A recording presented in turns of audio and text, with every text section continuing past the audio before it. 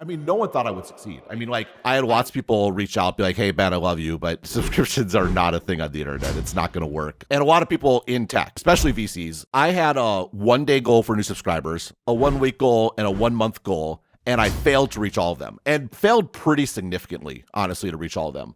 So I launched Stratechery, and again, the idea was you would log in, you get this much fuller experience. And I launched it, and number one, I had something wrong with the security certificate. So the first 24 hours, no one could make a purchase. And so I'm like up 36 hours straight. I barely slept for the week before because I'm like finalizing the site. I stupidly had like reached out to like Kara Swisher at Recode, and so she had a pre-scheduled post that was going to announce I was going paid. And so like I had this stupid artificial deadline that made zero difference other than stroking my ego. And so it was awful. It was a horrible experience. But the worst thing was that the product sucked.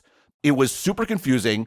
I didn't achieve my goal of having a good experience for non-paying customers that was ideally lure them in. And for paying customers, it didn't work well, and it was very janky, and it sucked. It was really, really bad.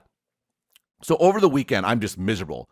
And I know I screwed up, and I burned my bridges and all this sort of thing. And I realized that, look, I messed up. The business model's right, the product's wrong. So over the weekend, I tore the whole thing out. I went back to the old website, and I told the people that subscribed, I'm like, look, I appreciate you subscribing. The format's all wrong. What I'm going to do is, for your subscription, I'm just going to email you. I'll email you once a day with the extra stuff that I promised you. And so I fell completely and utterly ass backwards into email. It was like, I thought it would all be on the website. I've been thinking this whole time, I'm like, we have not talked about email once. Yeah, and my mentality has always been Stratechery is a website first and foremost, but it's like, look, I'll deliver you this extra stuff via email. And it will also be on the website on the sidebar, and you can click, it'll be archived there, but you're going to get an email. And it worked out in the long run. In the short run, though, I had a 1-day goal for new subscribers. Well, I guess a 2-day goal because the site wasn't operable for the first day. I had a 1-day goal, a 1-week goal, and a 1-month goal. And I failed to reach all of them, and failed pretty significantly, honestly, to reach all of them. And so I'm there. I've given up this 6-figure job, living in Taiwan, business school debt, and an idea that I thought could work, but did not seem to be working very well. And it was very, very stressful. I mean, I stopped paying all my credit cards because, especially back then, Taiwan was very cash-centric, so I needed to preserve cash. I was, not sleeping. I also launched a podcast at the time, which was Exponent with James Allworth. So I'm writing, as I mentioned before, 7 times a week, plus doing a podcast. I'm doing all the editing for the podcast, all the production, all this sort of stuff.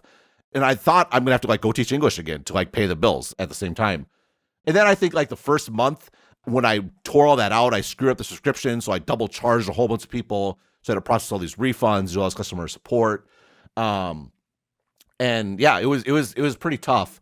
I launched in April. This is April 2014, 15? 2014. So next year will be 10 years Stratechery, but 9 years of it being my job.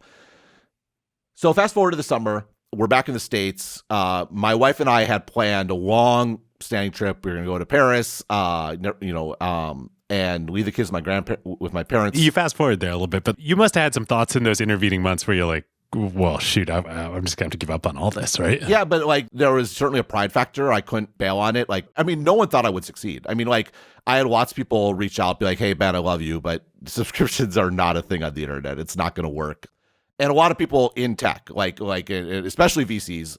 Which is weird because they always know exactly what's right. No, they're very conventional wisdom driven, I think, in general.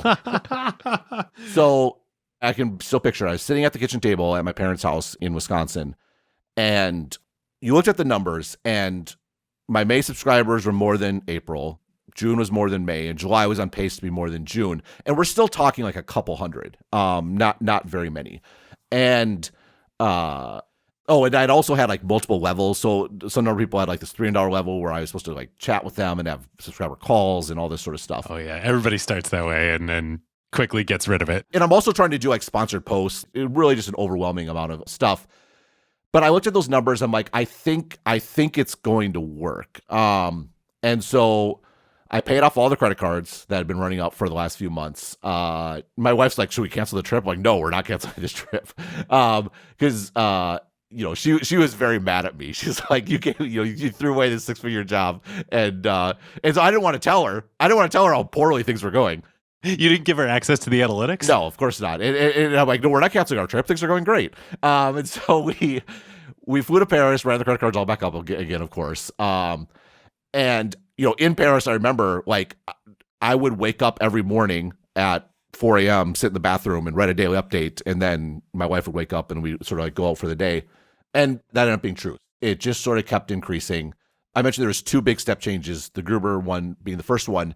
In November, I actually ended up reaching 1,000, which is my 1 year goal. So I hit my 1 year goal much earlier than I expected. 1 year, $100 a year, it's $100,000 run rate. The funny thing about exponential growth, you miss the early goals, but you nail the later ones.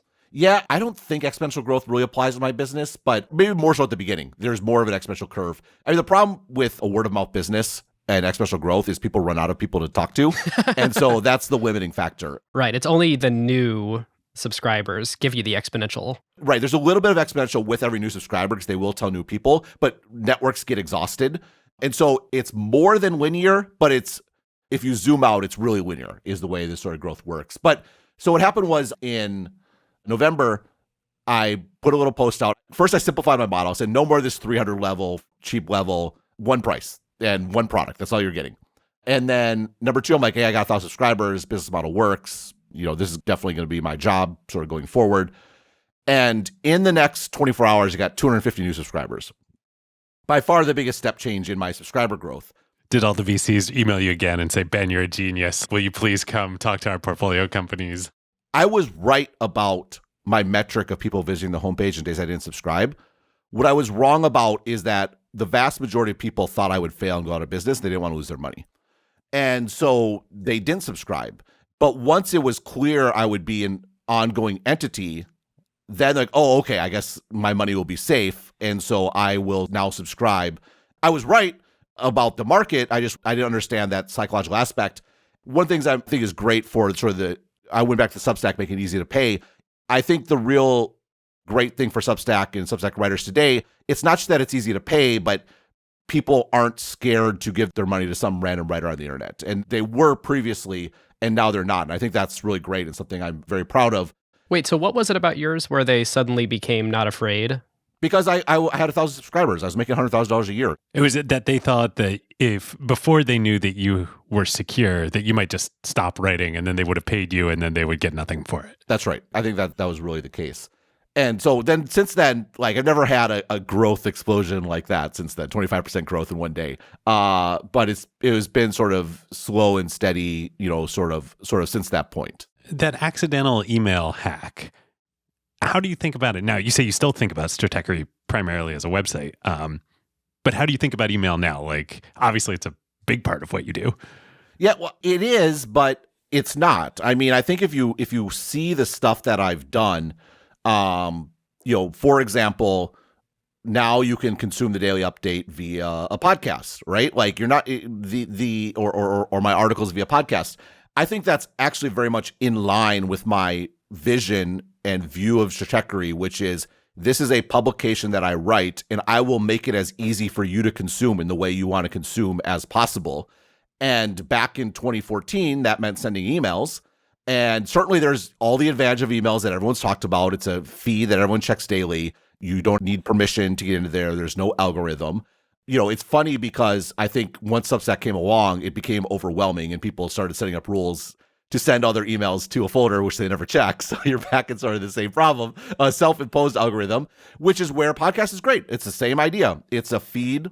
It's a feed that people check it works through polling, but to people it feels like push. And that's certainly a great thing from an independent publisher perspective. And I think in line with my vision. I mean, one of my criticisms of Substack was I think they were too email centric to start. Again, I think the web experience is important. It's super important for growth because that's where people find out about stuff is often via social media and sharing links. And email is a tactic. It's not a strategy. And at the end of the day, the strategy is about differentiation. It's about consistency.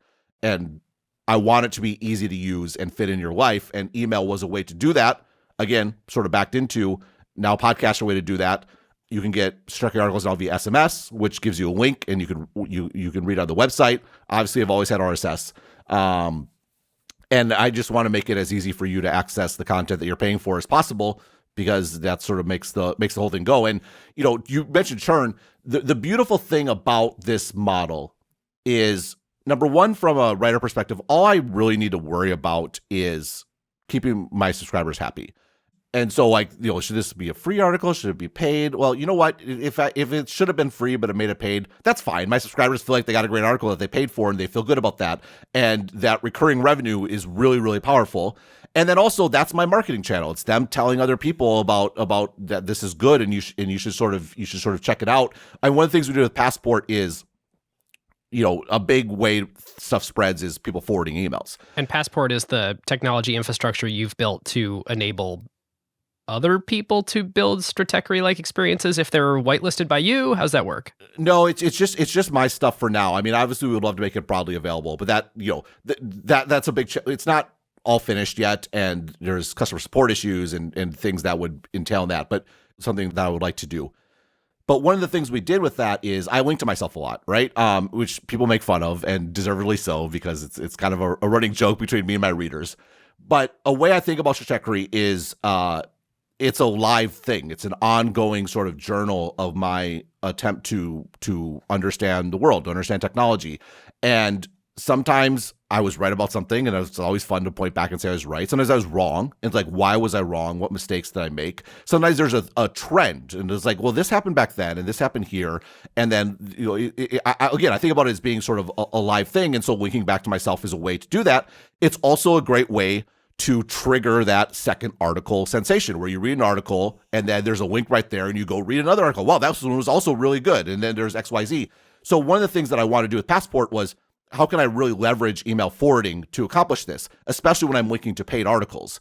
So one of the things we do there is every link to myself in a Stratechery email is tokenized, and that token goes one link deep. So you can always, so even if the email is forwarded to you, you can go read old stuff. So you get that second article sensation. Now, if you're in that second article and you click another link, now you're gonna hit a paywall, and then you're going to realize, oh, you have to pay to get this.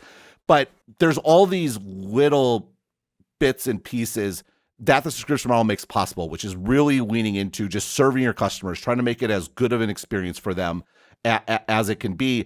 And the other really important thing about subscriptions is there's always debates about, people just write for clicks and blah, blah, blah, blah. And then the publishers or the editors will come back and say, no, we don't even show our writers their click numbers. They don't know. All we want them to do is write content. And I think that's so foolish, because everyone wants feedback. They want affirmation. They want to know, did I do a good job? And if you don't even get access to your click numbers, where do you go? You go to Twitter. What are people saying about me? Right. You will find a way to figure out if you resonated or not. Right. And who's on Twitter? The biggest loudmouths, right? One of the things I learned on Twitter about Twitter very early on was I would be very engaged on Twitter. I'd be responding to people. And then suddenly it occurred to me, I'm responding to the same 10 people or 30 people or whatever Yes. it is, right? So true. Yeah. You're engaging with 0.2% of your audience. Right. And so that's a fixed number. And meanwhile, I have a feedback mechanism, which is my subscriber number, which is going up, which means I know there's a huge number of people that like and appreciate and are sharing. And it's all dark matter. I don't know who they are. I don't know where they are, but they like what I'm doing. And I need to anchor on that, not worry about what the loudmouths on Twitter are saying. And so subscriptions give this feedback mechanism, and it's feedback mechanism for people that will never email you, that will never contact you, but they will pull out their credit card and they'll give you money. And I think that's so valuable and so positive from an incentive structure. Now, there's a downside where, subscriptions are niche, right? And I do think you tend up, people will, if they dislike you, they can stop paying. And there is a worry and a challenge that you're not pandering to your audience or whatever it might be. I think I'm kind of lucky that because I was so early, because I was the only person in the space doing this sort of stuff, I got to a large enough audience size where I could not care. And if someone wants to cancel their subscription, I don't care. In fact, if someone comes back and if they are just over the top rude or disrespectful or insinuating things about me, I will not just cancel their subscription. I will refund them their entire purchase and say, please just never come back. Isn't that the nice thing about an approachable price point? You're like, actually, your dollars are insignificant to me because my number of subscribers is so much larger. It's very different than like if Apple decides to stop advertising on Twitter. It's like, oh crap. Oh, I'm so sorry. Come back. Yep, that's exactly right. And again, would I have been able to do that when I had a very small number of subscribers? No, but I mean, it was easier back then because, I mean, I started in 2013 and the entire opinion of the tech press and Wall Street is that Apple was doomed because, of course, look what happened with Windows, Mac, blah, blah, blah. So I had the lowest hanging fruit in the world to sort of pick, right? And be like, no, I don't think Apple's doomed, to be honest. You know, that's why I wrote that why Clayton Christian was wrong, because all the disruption people were like, oh, Apple, Apple's for sure screwed unless they go down market. I'm like, no, I don't think they need to go down market. And so that was great because it's not like I was writing anything that controversial. And so I didn't even run into any issues where people would try to hold it over me. And by the time I got into issues where that mattered, I was large enough that it didn't matter. So I think I was definitely fortunate in that regard. Who got the truth? Is it you? Is it you? Is it you? Sit me down, say it straight. Another story on the way. Who got the truth? Who got the truth now?